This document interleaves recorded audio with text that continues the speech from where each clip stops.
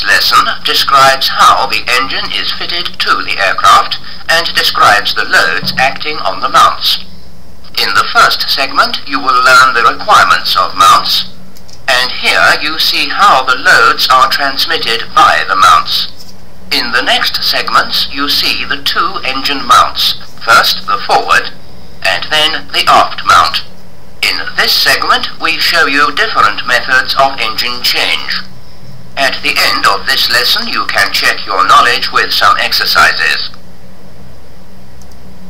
Aircraft have different types of engine installation. You can find engines under the wing, called wing-mounted engines, or left and right of the aft fuselage, called side-mounted engines. Some aircraft also have a stabilizer-mounted engine when a third and therefore center engine is necessary. Independent of the location, all engines are installed on a pylon, also called an engine strut. The pylon is part of the aircraft structure, and you can learn more about it in Unit 50, Structure. The engines are usually connected to the pylon by two mounts, called the forward mount and the aft mount. Now do this task to find out more about the mounts.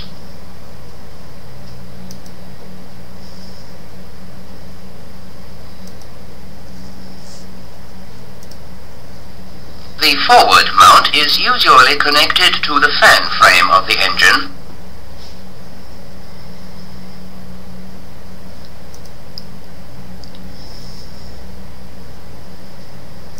The engine mounts transfer all forces from the engine to the pylon.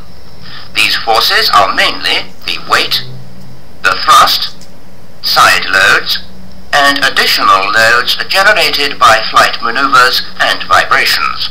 You will get more information about the different forces when you do this task.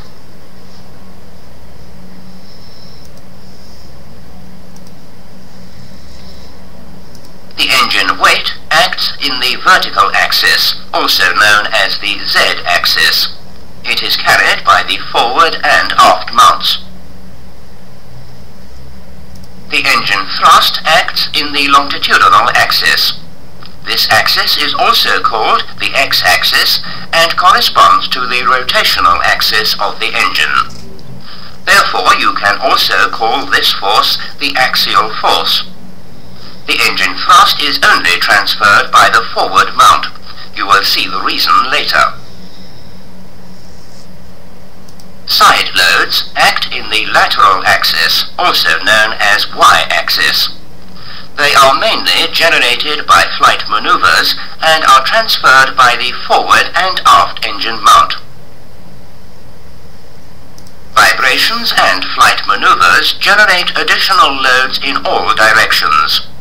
These forces must be transferred by the mounts in addition to the basic loads in the corresponding axis.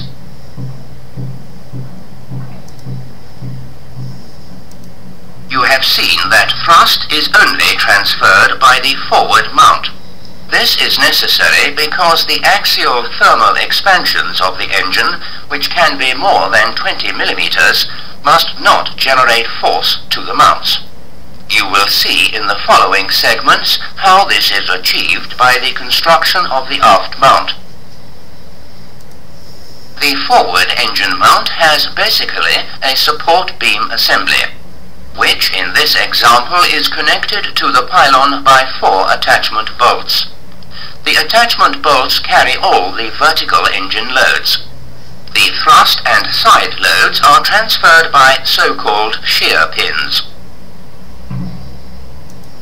The support beam assembly is connected to the engine fan frame by a center connection. In our example, this is a spherical bearing. This construction usually transfers forces in the Y and Z axes. This is mainly the weight and the side loads. The support beam is also connected to the fan frame by 2 thrust links via a crossbeam. This connection transfers only axial forces, and that is mainly the engine thrust. The construction of the forward mount gives optimum load sharing between the three connections. The construction is also fail-safe. This means that in the event of a broken connection, the loads are shared by the remaining two connections. For example, when a thrust link breaks, the axial loads can be carried by the other thrust link and the center connection. The aft engine mount has a crossbeam connected to the pylon by attachment bolts and is connected to the engine turbine frame by links at 3 points. This also gives a fail-safe construction. Now find the answer to this question.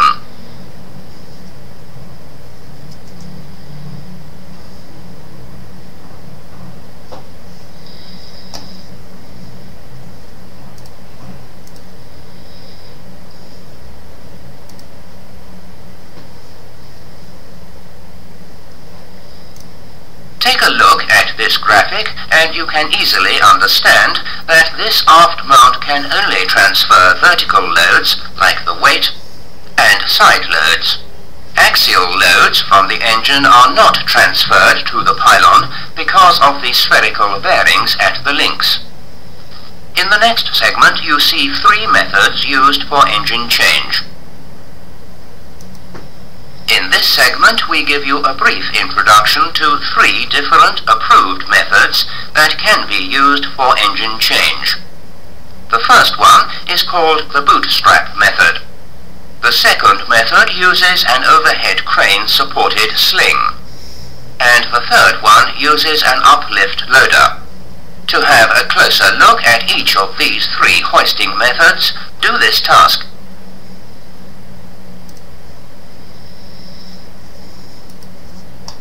The bootstrap method uses a beam that is attached to the top of the pylon with quick release pins. Chain hoists are fitted at 3 positions to the beam and strut. They support the engine when you lower it to a transport stand. This standard method can be used for all wing-mounted engines. An engine change with this method needs a relatively long time because you must remove the pylon fairing and install the hoist beam. The crane-supported sling method needs more expensive equipment, but about 30% less time than the bootstrap method. The forward part of the sling is connected with 2 chain hoists to the engine fan case via simple hooks, and a G-shaped arm is connected to an outboard engine case mount. The uplift loader method needs expensive special equipment and therefore is not very commonly used. It is the fastest method for engine change with about 40% time reduction compared to the bootstrap method.